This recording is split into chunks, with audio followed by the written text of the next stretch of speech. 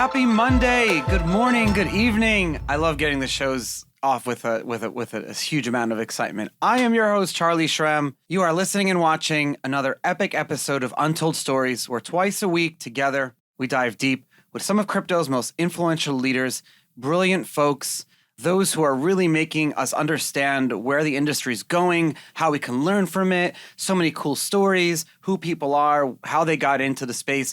And a lot of the times it's like projects you've never heard about, communities you've never heard about. There are so many people who read just like Bloomberg and Wall Street Journal, and they read like the talking heads. They watch the talking heads, listen to the talking heads, and they're like, yeah, you know, the crypto industry, there's nothing going on there. It's just a bunch of recycled money over and over again. And I'm like, just listen to one episode of this show. One episode of this show. And today you'll hear another one. Sarah Figueroa will be here talking about GeoJam. But just every episode, it's like that TV show we watched as a kid, The Big Rock Candy Mountain, when they opened up the slide and they went into this whole world. We go into these whole worlds of communities, metaverse, different people doing all these different things, and really like whatever lingo we want to use, whether it's like Web3 or new rails or blah, blah, blah, we have to admit something is going on here. And everything, how we've been doing everything for the past 20 years is completely changing, and how we're going to be doing it over the next 20 to 50 to 100 years. Thank you guys for listening to this show. We're episode 305, something like this. Sarah Figueroa, thank you so much for coming on Untold Stories and to be able to tell us, you know, what you've been up to, and to show us like another unique, cool aspect of our industry. And that is this whole like world of user engagement and inventing new type of like consensus algorithms and all these different things. Welcome. Thank you so much for having me, Charlie. It's such a pleasure to be here. I'm a huge fan of your podcast and your show, and I think everything you're doing for the space is so impactful, and it's just an honor to be here. I feel like everything the space is doing for me every time I come on the show. That's how I feel. Thank you for what you're doing, because you're full-time and building out a whole different, you know, I just want to give everyone an introduction about yourself. You're a serial entrepreneur with 10 years of experience building and designing consumer tech companies centered around social media, entertainment, and community, which is really like almost the trifecta of what you need, like the skills that you need, you know, community building, crypto, down from what Satoshi did. Satoshi built a community. There was no value to Bitcoin for the first 3-4 years, but he built a hyper niche successful community of people that love each other. You are a member of the Rolling Stone Culture Council. You started a company, a one-box agency, a creative agency for brands, events, and talent. And then now you're running GeoJam. You know, before we get into it, how did you get into the space? Yeah, so I love cryptocurrency. I remember reading Ethereum's white paper for the first time and just being blown away at everything that you can do. And social media has always been one of my passions. Right. But first and foremost, I bought a mining machine in 2015, and I started mining Ethereum just because I just thought it was the coolest thing ever. And from there, I just decided that it really needed to have a decentralized social media platform on the blockchain. And there was so much that you can do. And as I dove a little bit deeper, just the sense of community that I thought was lacking in every other industry that I had worked in, crypto happened to have.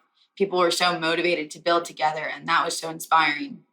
And so in 2017, when I originally had the idea for GeoJam, I wanted to build it on the blockchain, but we decided to go the traditional route at first, just because the space, I don't know if it was ready for the celebrities that we had access to. They just weren't, I don't think they were at the point of being ready to jump in to crypto and blockchain. So we went the more traditional route and built our own unique currency that was called Jam Points. It wasn't on the blockchain. It was just a kind of like an airline mile, an in-app digital currency. And so from there, we ended up getting a lot of celebrities to work with us, and fans earn these Jam Points on the platform for engagement. And then about a year ago, we decided to convert our Jam Points to Jam Token and go on that journey. And now we're getting ready to launch Jam inside of our app, and that's been really, really exciting. You're not the first person to actually attempt that and go through that process. I always thought the perfect utilities for these token projects are ones that already utilize loyalty points or miles or some sort of token in the first place, right? Like I always thought American Express would be the first ones running to convert, you know, membership rewards points into a blockchain token. I thought that airlines, you'd be able to have like a single universal crypto that for all airline points, But I realized that it's almost like companies want to have like a gated mechanism for loyalty, and convincing them to open up their whole ecosystem for this like open-ended token type of thing was a hard sell. Can you why did you go through that process? Well, I think like with other companies, they want it to remain centralized. Their loyalty programs, they want it to continue to be centralized. And for us, we didn't want it to be centralized. We felt like more and more that because Jam Points were centralized, we became more and more of like a marketing agency rather than a tech company. And so there was really, because we were having to decide, okay, well, how much would a fan pay to fly on a private jet with Mariah Carey? Or what's the value of being on a billboard with Machine Gun Kelly? And we didn't want to decide that. We wanted the community to really decide that. And that's why we needed to go onto the blockchain and create a cryptocurrency, because there's a limited supply. With Jam Points, we didn't have a limited supply. And the market really determines the value. And therefore, we're able to determine put a value on fandom and how much is worth word of mouth and promotional efforts and loyalty worth. And that's the power of our token. I was watching a TV show last night called Hacks, and she was she's a famous comedian trying to sell her special to like Netflix or whatever to do like a stand-up comedy special. And she gets no's for every meeting because she's had decades and decades of worth and fandom. But in that moment, she was kind of like on the outs. And I remember this line, what you were talking about opens up to a line that she said as she's walking out of a meeting with like Netflix. And she's like, this town just makes you remember how worthless you are. And you're living in the Hollywood area. You're out there. You're almost with people. And I'm out there all the time. We do a lot of shows from LA. It's amazing. But I'm with folks who really have built decades and decades of careers, but the distribution channels have reaped all the profits. And then when it comes down to like self-worth, how do you measure that? And you're almost like, how are you giving people a way to do that? Yeah, so really what we're doing, GeoJam is the ultimate social media platform. We put the community first, and we are allowing communities and creators to earn and create together. And we're really putting, what's really unique about what we're doing is that we're really the only platform not only allowing the creator to monetize content, but the creation of it. So the community is actually taking place in helping creators come up with their ideas, whether that's like a merch line or where they should play their next tour, or just like really anything. The community can send proposals, vote on polls, and also engage in competitions and get rewarded for giving data to their favorite creators. And that's really fun and unique. And we've done anything from design my album art, or like let's all plant trees all over the place and let's try to get to 1 million trees planted. So it really works for any type of decentralized community or even a bachelorette party. So it's really, really fun. It's almost like a mobile first governance tool for everyone. Well, wait, I understand how this could be cool for like, if you're a fan of Mariah Carey or Machine Gun Kelly, and I'd love to hear how like some of those proposals work and things. But what do you mean by like bachelor party? Like if you're just a group of friends, you can propose ideas or plan a trip or where should you go? And these groups of friends can engage. You can kind of think about it as like a Telegram or a Discord, but really engaging and has a much better user experience. Could this be like applied to like, imagine if you're an island of like 1,000 people and you're all self-sufficient. Could this be attributed to that like type of community? Yes, of course. You can do anything. It just makes group decisions fun. Walk us through it. So let's say that you're a part of Mariah Carey's community. You go into Mariah Carey's community, you can propose ideas to her. She can propose ideas directly to her community. So where should I do my next show? What should be my album art? Design my NFT collection. And so the fans can actually design that NFT, and then the community votes on which one the best one is. And the fans get rewarded for becoming her army, essentially. There's also, a fan can propose, hey, Mariah, take a fan on a private jet. And the community uses Jam Token to pull it together.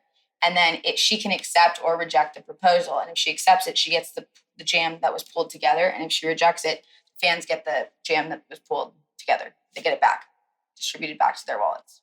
Who's creating most of these experiences? Is it more the artist or like the fans themselves are proposing them? Both. it's pretty even around it depends.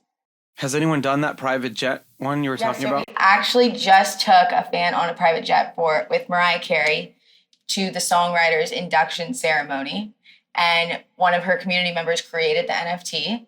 And from there, we actually raised a ton of money for charity for Make-A-Wish and for Fresh Air Fund.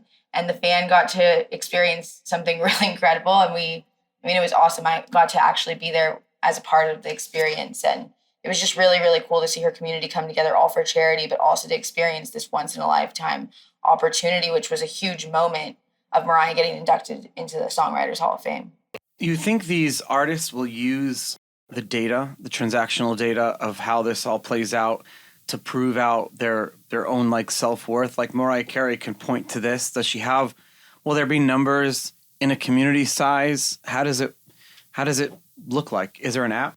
Yes, there's an app, and you can have any type of data is there available for the artist and for the creator and for whoever's in charge of the community, the owner of the community, and for the admins. And so all of that data is extremely valuable to them because there's no more guessing. Right now on social platforms, we've worked with so many creators and they'll spend so much time doing some piece of content or whatever it might be. Yeah. And then they put it out there and their fans actually don't want that. And so what we're really trying to do is make it easier for creators to make decisions and make smart decisions that are going to lead to real ROI in investing in their content. And by putting the fans in the driver's seat with them, that really helps that entire process. What's it like? I want to go back to launching a token because I just had this conversation with someone the other day who has, an amazing community, and they want to understand the idea of like using a token for fan loyalty. Kind of what type of decisions did you have to make? Because those type of people are listening to the show. Yeah, when creating a token, I would say it's definitely a huge transition just coming from a Web 2 world and then merging our two worlds, which is like Web 3 and the mainstream now, and just deciding all the tokenomics and the utility and everything and how it's really going to work so that we can really become decentralized. I think when any company is going from becoming Web 2 and centralized and then doing that transition, it's a huge one, and making all of those tokenomics and what is the real utility behind the token and making sure that it works for all types of creators. I think that process it's a very big one, and getting the whole team to make that huge leap and transition and change their way of thinking is something that I think is really difficult, but also extremely rewarding. Now you have this like tokenized world out there. It's not only GeoGem, but there's this whole like everyone has, you have different types of proposal pools, creator access pools now. Is there like a governance that is involved here? Why would someone, other than wanting to take part in like a fan experience or something like that, why else would someone be holding these tokens? So someone would be holding these tokens because they have ownership over their different communities. So they can use their tokens to participate in these creator access pools, and creator access pools are almost like these communities that you can gain access to through our Jam token. And when you have a sense of ownership through these communities, that's when you're able to submit proposals and polls and make decisions within these communities and contribute to the community treasury, which the community treasury is every community has a community treasury. And if you're a part of a community, you can make decisions on how we should spend that community treasury together.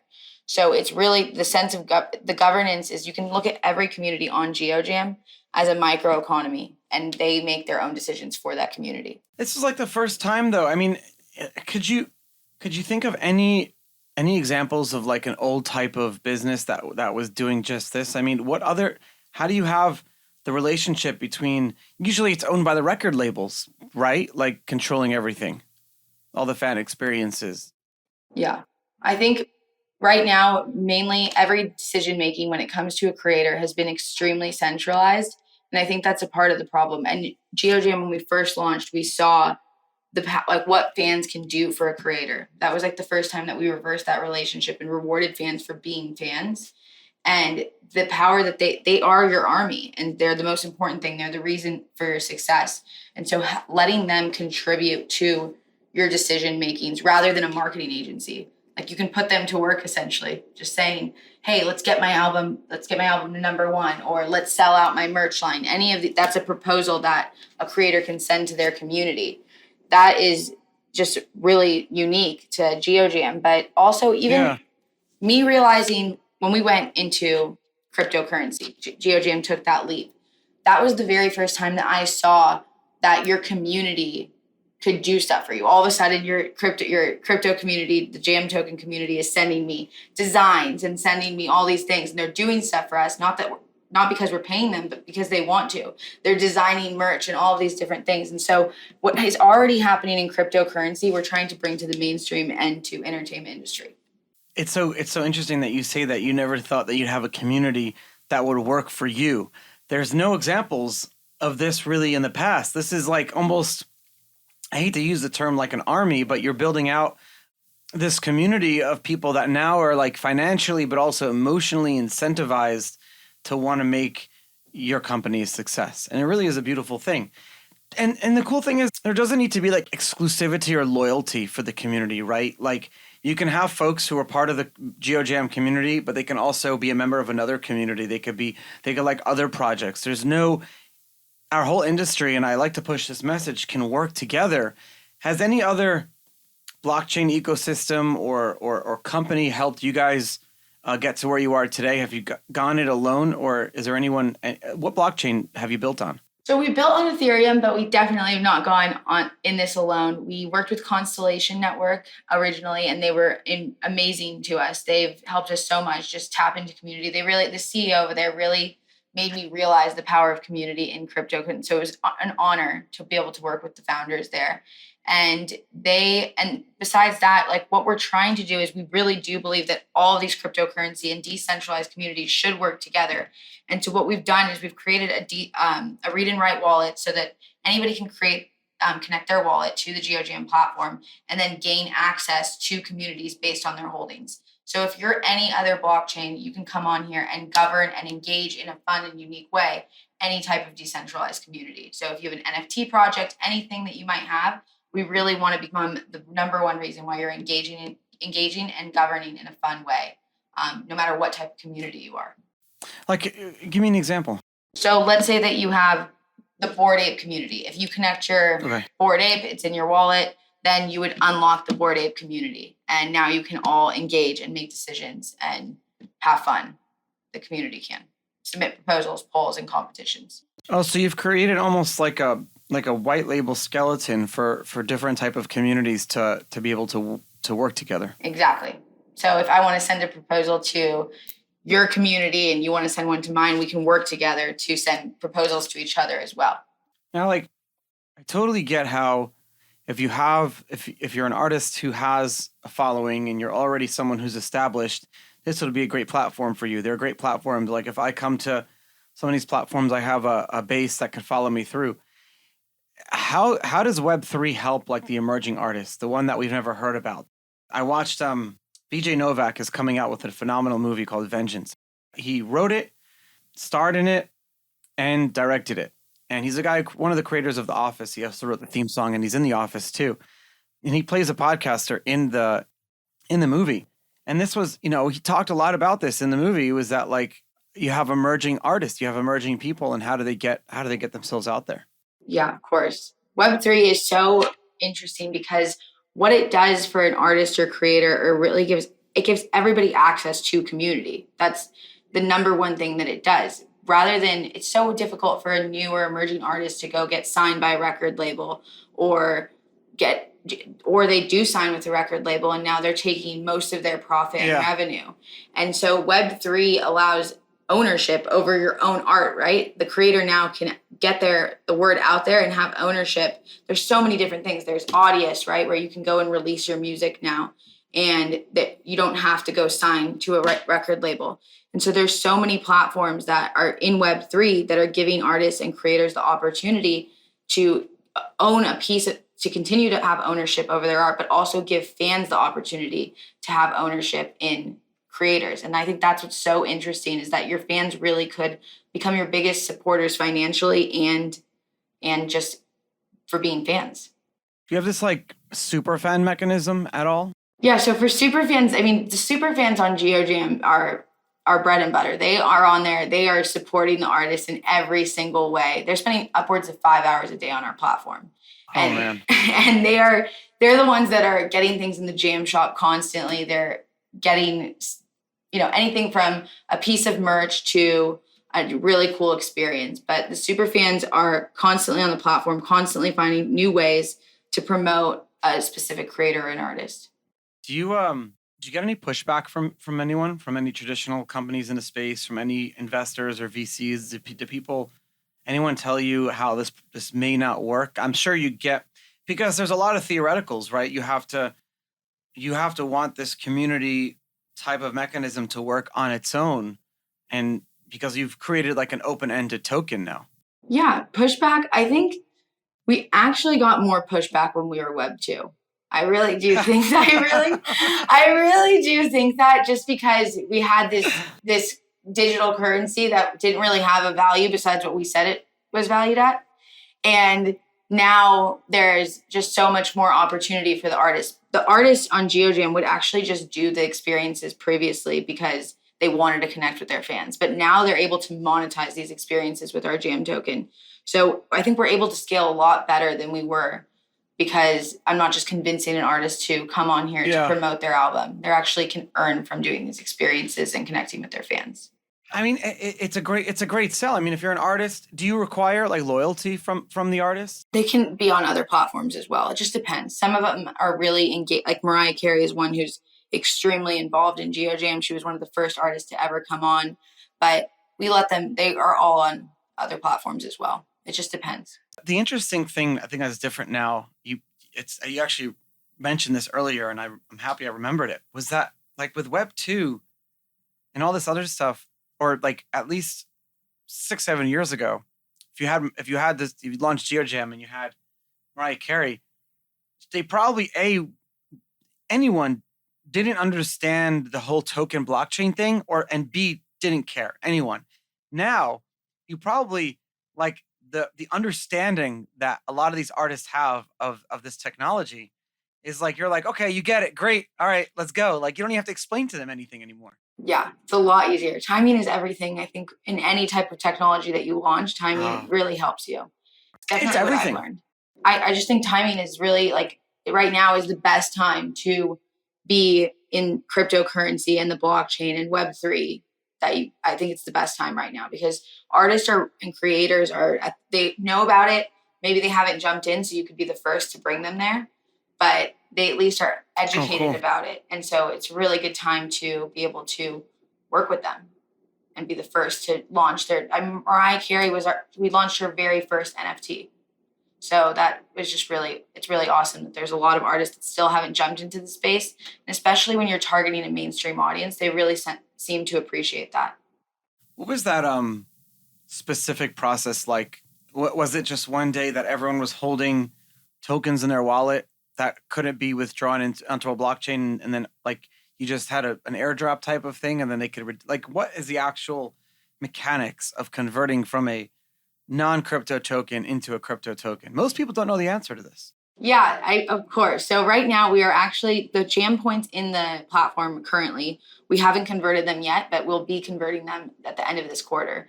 And so for us, we're just doing one jam points to jam. And I like that. So you announced it in advance. Yeah, it's just going to be super simple. I probably shouldn't have said that. It was a little too early, but I now you guys know. Fine.